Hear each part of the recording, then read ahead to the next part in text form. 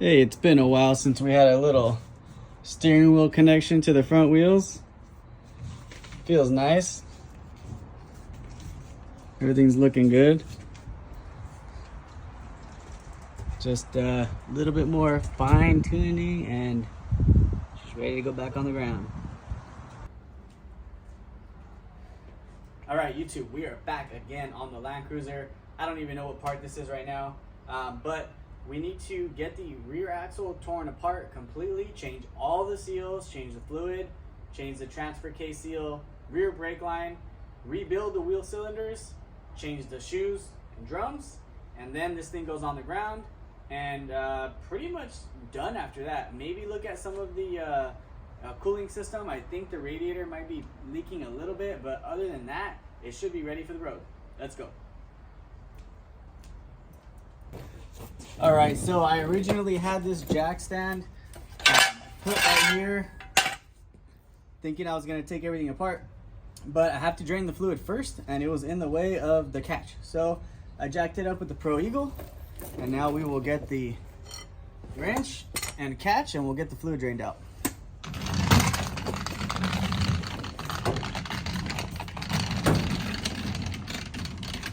Now, the fluid in the front diff was in actually pretty good condition. I'm kind of worried about what this one's gonna look like, but we'll see it together.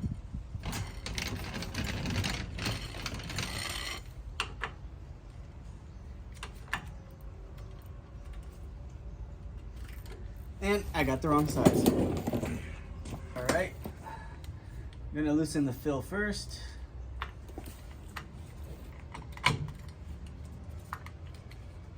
Okay.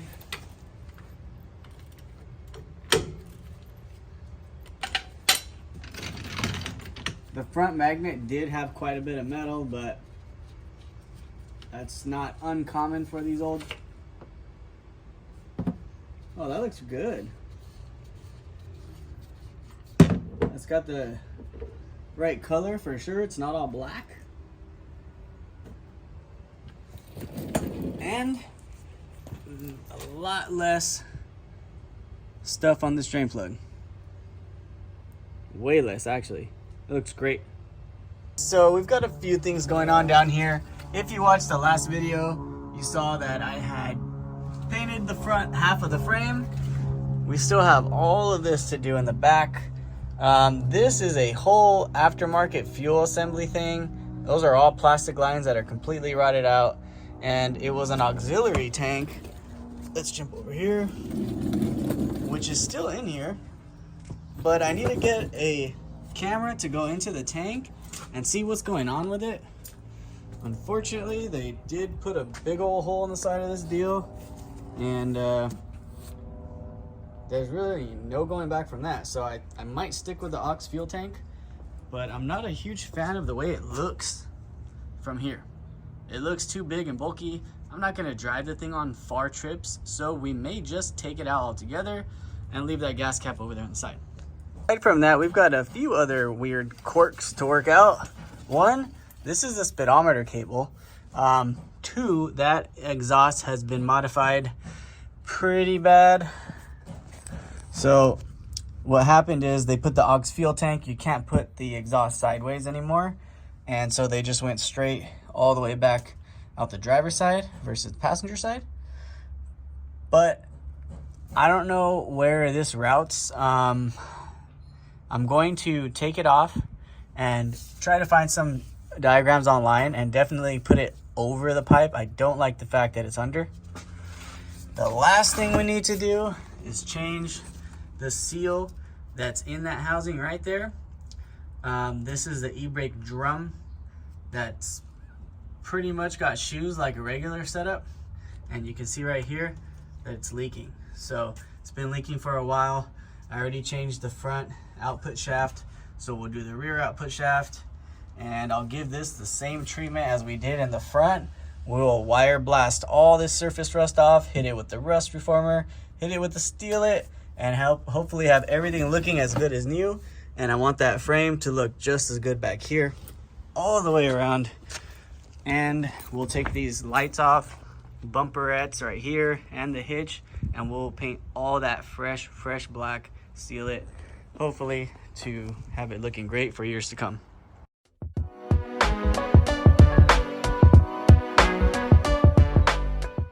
Check this out. That is disgusting.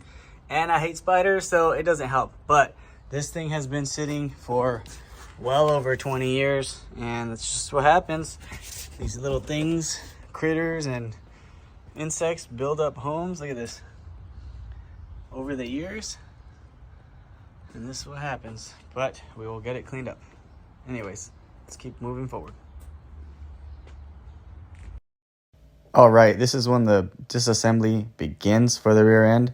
I am beginning to drain the transfer case. That way we can have it all nice and empty when we change the seal behind the e-brake drum. And I also wanted to take off the brake drums themselves from the axle. This is really hard. On my Tacoma, there's 2 threaded taps that you just put some 12mm bolts in and zap them equally while the drum gets pushed off of the hub. But it's not the case on this one, so I have to just tap it off and use a little bit of leverage until they come off. Sometimes you may need to loosen up the wheel cylinders so that the brake shoes aren't fighting you the whole way out. Either way, we got this off, so let's investigate further. And how could I forget? Look at the condition of these shoes. These are basically brand new. I mean, this thing has 52,000 original miles. We are still going to rebuild the wheel cylinders. I did order new shoes and drums, but I'm going to see how much is really on here compared to a new one, and maybe we'll keep the new ones for future. Once this wears out, I'll just refinish the old drum and throw it back together. We shall see, but this looks great. None of these are leaking. I'm not sure if they're sticking. I know we did have some calipers in the front sticking, so we're definitely going to be changing that. Wheel bearings and axle seal. All right, we got a rear drive shaft out. I will throw this in the stack of parts that needs to get refinished. And we have a bunch more room underneath to start getting that e-brake removed off the transfer case and change the seal that's leaking behind that so I can put it all together, fill up the transfer case, and call that done for now. So it's pretty tight quarters. I didn't have the tripod under here when I took it apart, but basically there's the drum that's got a 27mm nut. You take that off. Then right behind that, there's going to be 4 12mm bolts that go through this and hold it onto that. And then right here is going to be the seal that failed. There is a company that machines this housing to accept 2 of these seals back to back, but this doesn't need it. It's just got a bad seal. Sometimes you get a drum that has the male part that goes in that's really wore out, and you'll want to put a Speedi-Sleeve on that. And I may just do that on ours since it's a part anyways. But for now, we're just going to change this seal out, clean all this up as much as we can with the wire wheel, and get it put back together and jump onto the rear axle. Time to get this gas tank out. Hopefully the rusty bolts don't bite me too much. But once I get those loosened up, we'll loosen the filler neck, get the jack under, and try to bring it down.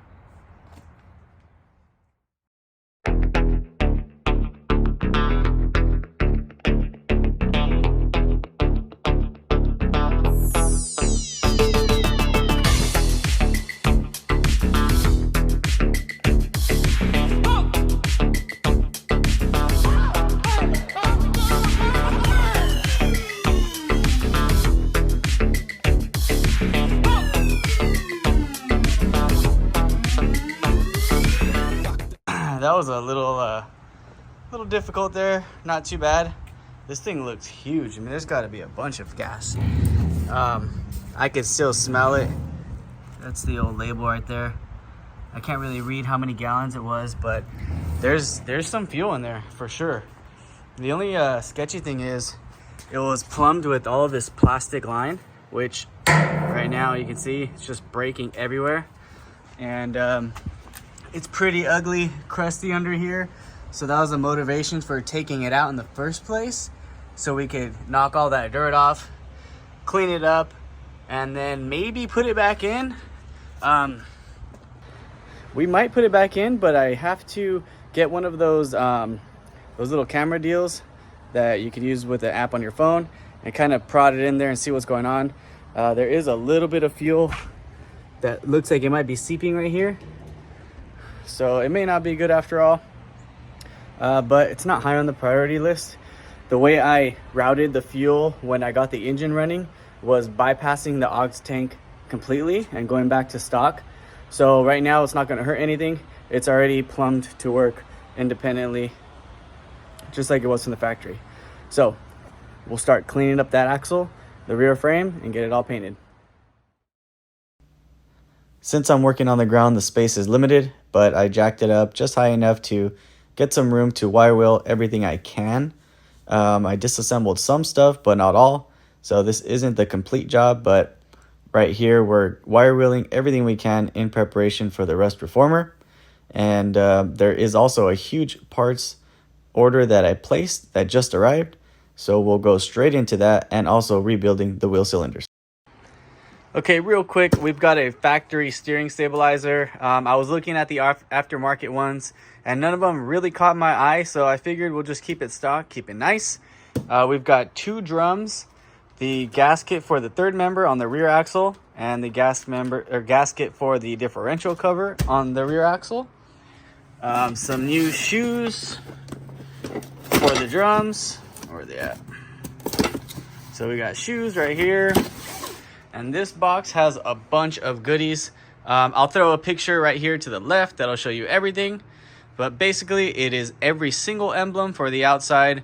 We've got axle seals, tail light covers, tail light gaskets, all new hubcaps for every wheel, and a few other small miscellaneous bits.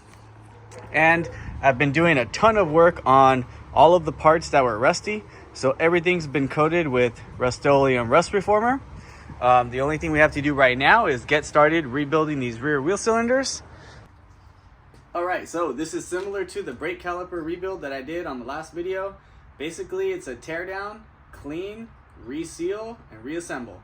3 of the 4 wheel cylinders on this vehicle are seized. This one moves, so I'm deciding to rebuild it so it'll be easier. But I'm going to have to take apart the ends and see which side I can get off of at least one side and knock the other side out. Then it's just a matter of changing the little rubber cups, cleaning up the spring inside, obviously cleaning up the bore as much as you can. I'm gonna try to detail some of these pieces and put it all together. These wheel cylinders new are very expensive. There's nothing wrong with saving it if you can. The rebuild kits are very affordable. Check out Rock Auto. That's the best price I could find. A seal kit, even from Toyota, is about $80 each. And that's just going to be some rubber boots for the outside and the 2 little seals on the inside. So nothing to it, but I won't bore you any longer. We'll get to rebuilding this.